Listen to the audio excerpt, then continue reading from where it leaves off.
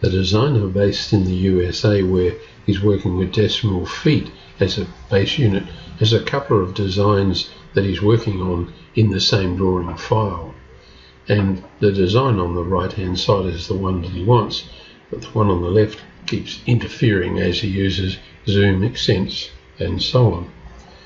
He wants a mechanism to fence himself into the area on the right. I've drawn a polyline around that area, and once the polyline is selected, notice that the vertices of the polyline are numbered 0, 1 at the top left, 2 and 3. That's the direction we draw in.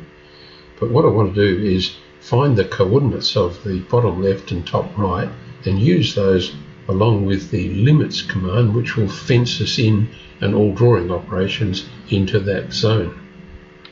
So I'll right click and set 0 as my current, and that gives us x of 25 and y value of 3. And I'll pick again, come over here, and to the diagonally opposite corner I'll set that, and that gives us x of 72 and y of 43. So armed with those values, we can now go to Format and Limits, and we have a value for the x minimum and y minimum of the bottom left corner, and then the max. So rather than 0, 0, we have 25, comma, 25. Don't need the comma, and in here, so that's 25 feet in fact in the x and 3 feet in the y. Whoops, I need to repeat that, and we didn't save it. Yes, we did. That's gone into the x max. Interesting. So we need to make that backslash there go 72 and y of 43, and back over here and enter this again. It should be 25 and then 3.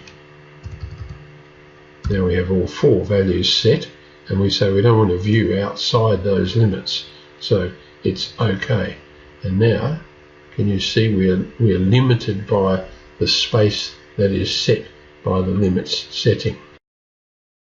Well, you may have noticed that that zoomed in a little too tightly, so what I did is just dive into that limits command and change the values of the x min and y min and max, so that now whenever I zoom, let me just zoom in first and then zoom extents, and you see everything outside and that design to the left is then effectively quarantined off. So you might find that technique rather useful. To get at the whole drawing, just repeat limits, take off that tick box, and then zoom extents. Now we're looking at the whole drawing again. But it can be useful, especially useful if you are talking with a client and discussing things on the screen, and you want to focus on one particular design solution.